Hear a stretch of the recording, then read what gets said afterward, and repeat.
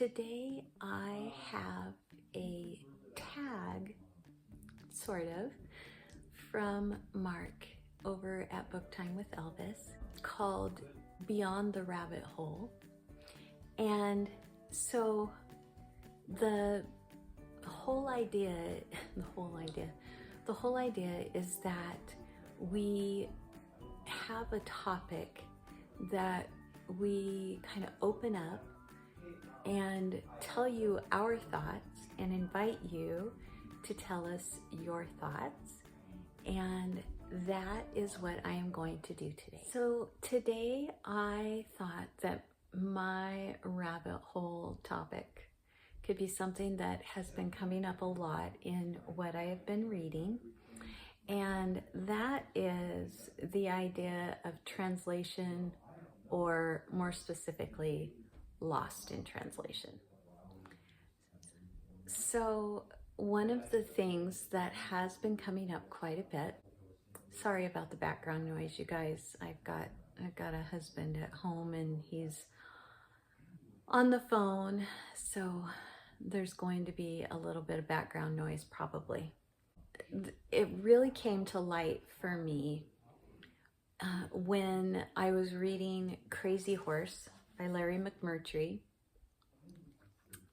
with Kristen from Enter the Book. And there is a statement that Larry McMurtry makes in this book, and I want to read it to you because this is what really kind of set me off going down this rabbit hole. And that is, there is also, rarely mentioned but critical, the huge problem of translation. The old men who were looking back across the years and yielding up their memories of Crazy Horse did so in the Sioux language, a language seldom easily or accurately brought into English. Twice in his life, once when he was a young man and once near the end, Crazy Horse experienced the destructiveness that could have resulted from sloppy, inaccurate, or biased interpretation.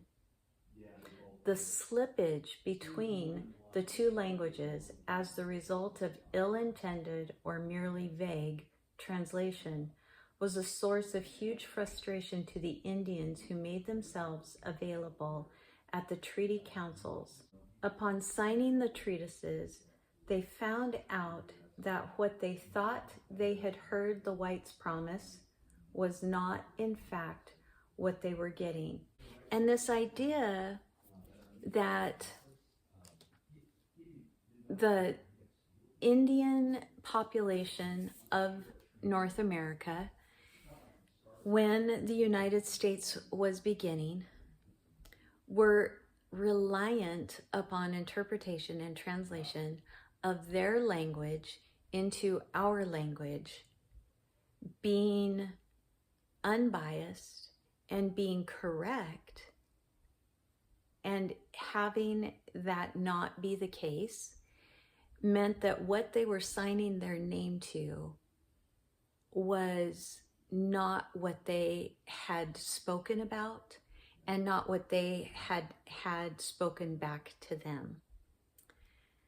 And so I went from this into a TED Talk, and I don't remember who it was by, sorry. If I can find it though, I will leave it linked in the description box. And so she was saying that in Room by Emma Donoghue, the little boy in that book has never seen the outside world, and he engenders things in his room. He engenders the pillows, he engenders the rug, he engenders the bed. And so they are she and he. And in other languages, that would not seem like an odd thing. It's an odd thing in English. We find that very strange. But in Russian or Spanish or French, all of these things already have gender. You cannot talk about one of those things without engendering them. And so she had a quote from G. Willow Wilson, who wrote Alif the Unseen.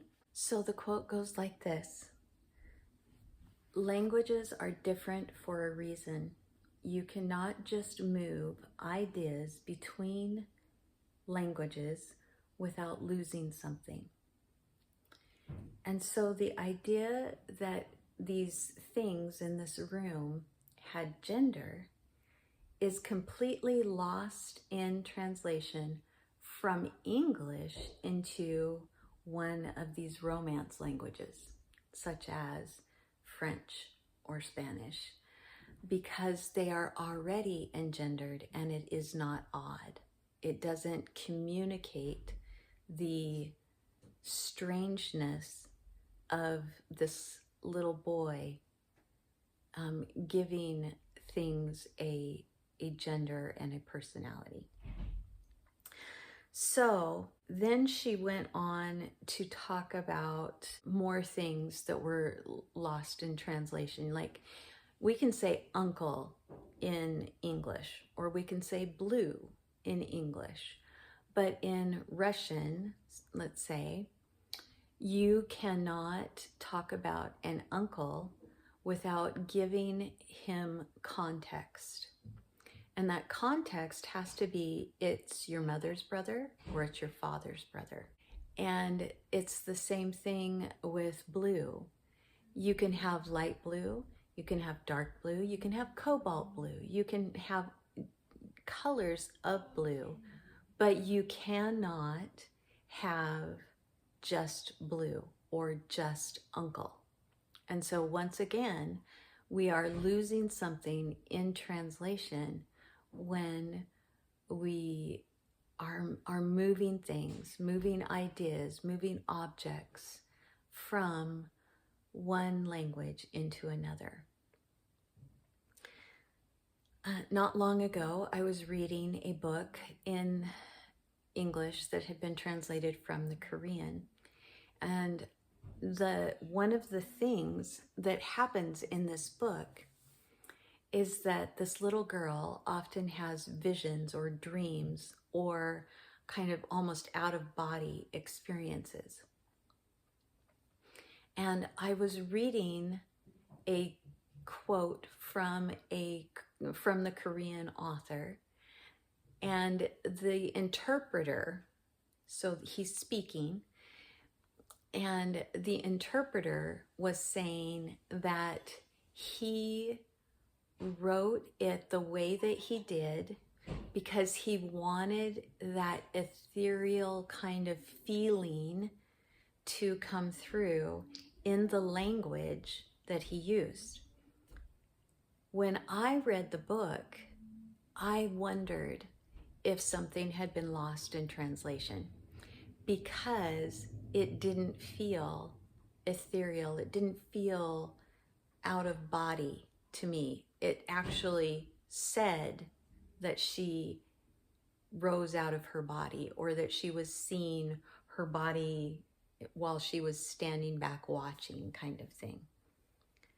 And so again, she is having to interpret her dreams and her visions, and we are having them already reinterpreted from the original language, and it's getting lost in translation all across the board, it felt like, because what he was wanting to communicate, the feeling that he was wanting to communicate, wasn't coming across. I then watched a video from Erica at Monique, and she was speaking to Dr. Stephanie McCarter about her newest translation that she did of Ovid's Metamorphosis. And one of the things that Erica asked her was, why was it important for us to have yet another translation of Ovid?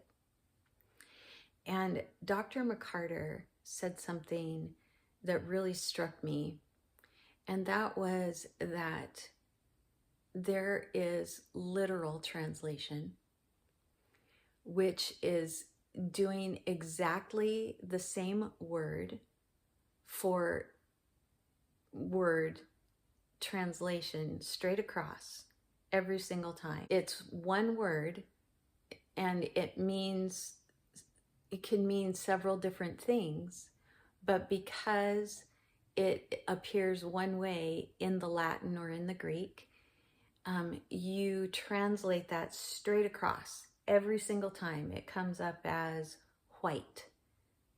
It doesn't come up as glowing. It doesn't come up as pale. It doesn't come up as washed out or,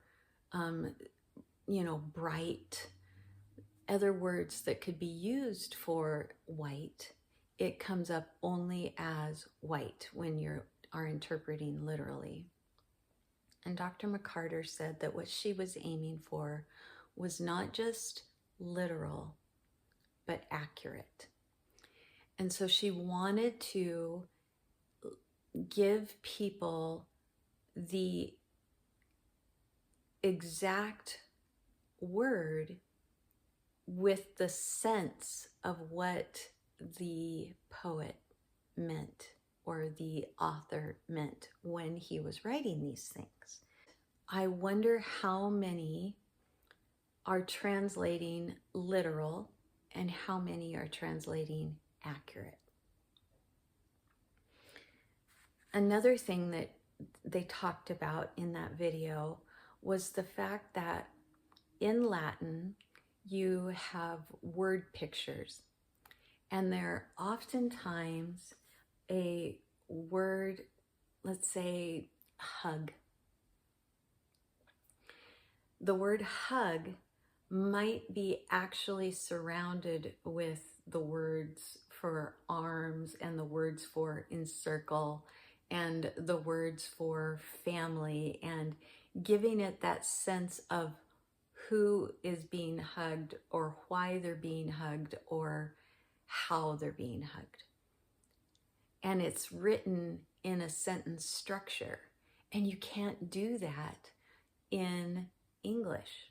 And so she was talking about trying to move these word pictures into an English sentence that would still make sense, but also give you a picture. One more thing that they talked about in this video, and again, I will link this video in the description so everybody can go watch it if they want to. If they find this interesting, I find it fascinating. But one of the other things that she asked was, how do you feel about your translation now becoming source material for others who are doing retellings or who are wanting to, write thesis on something? And it struck me that they are going to be using a translation of the original materials and not going to the original materials. So not going to the source, but going to a translation of the source in order to be able to write their papers. And you know how when we talk about a copy of a copy of a copy of a copy, and it just loses integrity as it goes, I wonder how many steps removed it needs to be in order for that, slipperiness, that sliding of meaning happens in a translation.